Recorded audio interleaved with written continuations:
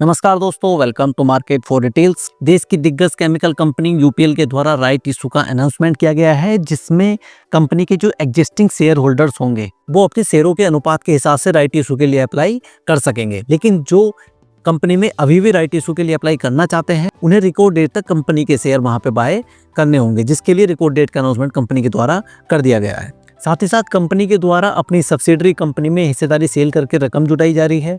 तो आज की इस वीडियो में हम राइट इशू की फुल डिटेल्स, साथ ही साथ कंपनी के द्वारा जो राइट इशू से पैसे जुटाए जा रहे हैं और इसके अलावा अपनी सब्सिडरी कंपनी में जो कंपनी के द्वारा हिस्सेदारी कम करके पैसे जुटाए जा रहे हैं, उसका कंपनी किस तरीके से और कैसे इस्तेमाल करने वाली है, हम डिस्कस करने वाले हैं।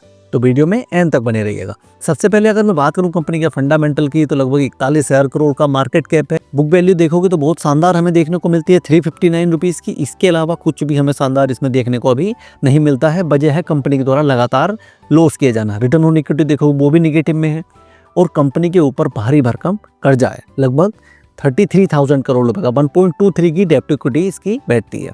अगर आप देखो प्रॉफिट ग्रोथ देखोगे तो माइनस में देखने को मिलती है। सेल्स ग्रोथ भी माइनस में है कंपनी की।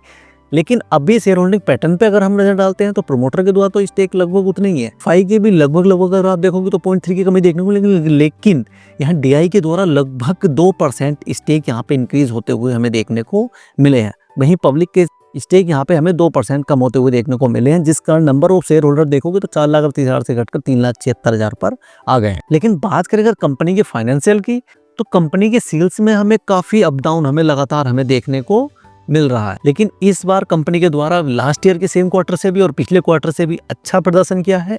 लेकिन जो उससे भी खराब प्रदर्शन किया है वो कंपनी के द्वारा किया गया है प्रॉफिट में, यानी कि कंपनी के द्वारा लॉस किया गया है। जो पिछले साल 293 करोड़ का था, इस बार 585 करोड़ का लॉस की वजह रहती है वो रहती है कंपनी के ऊपर डेट की अगर मैं बात करूं तो कंपनी के ऊपर इस समय नेट डेट अगर बैठता है लगभग 27,531 करोड़ रुपए। ईयर ऑन ईयर बेसिस पे अगर आप देखोगे तो 31 करोड़ रुपए कंपनी के द्वारा कम किया गया। लेकिन इसके बावजूद भारी भरकम डेट कंपनी के ऊपर बना हुआ, जिस कारण कंपनी की प्रॉफिटेबिलिटी पे काफी निगेटिव असर हमें देखने को मिल रहा है, क्योंकि इंटरेस्ट के रूप में काफी कंपनी को वहां पर रकम चुकानी पड़ती है। अब कंपनी के द्वारा जुटाए जा रहे हैं यहाँ पे राइट इशू के जरिए पैसे। अब अगर मैं बात करूँ राइट इशू की, तो ये राइट इशू ओपन होने जा रहा है 5 दिसंबर को, जो कि 17 दिसंबर तक ओपन रहने वाला है।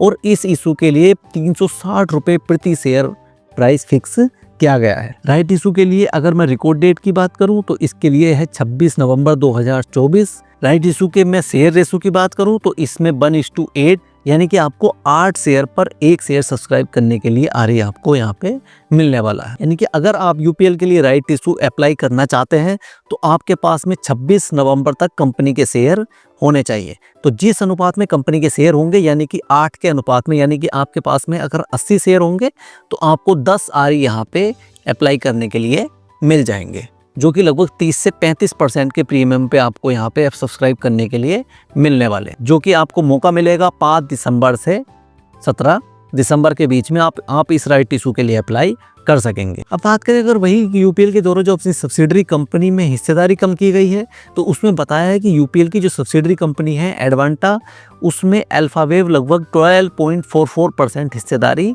बाय कर रही है।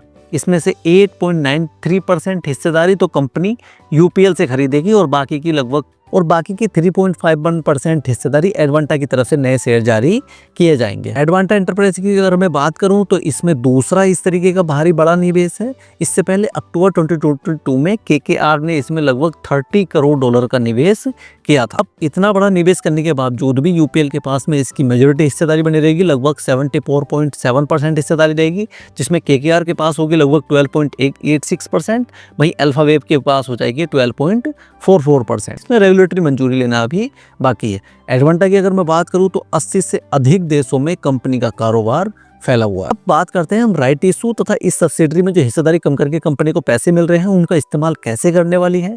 तो यूपीएल का कहना है कि जो सेकेंडरी स्टेक से मिलेंगे $25 करोड़, तो उसका तो इस्तेमाल करने वाली है कंपनी अपने कर्ज को कम करने के लिए, जो कि मैं आपको ऑलरेडी बताया था कि कंपनी के ऊपर भारी भरकम कर्ज है।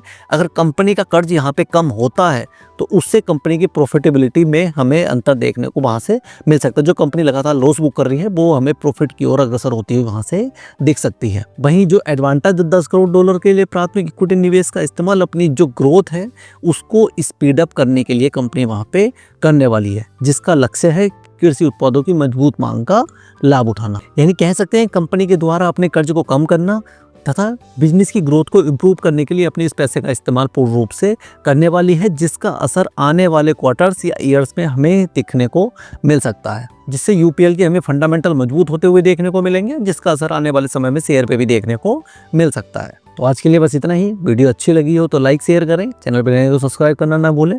मिलते हैं नेक्स्ट वीडियो में। Bye bye.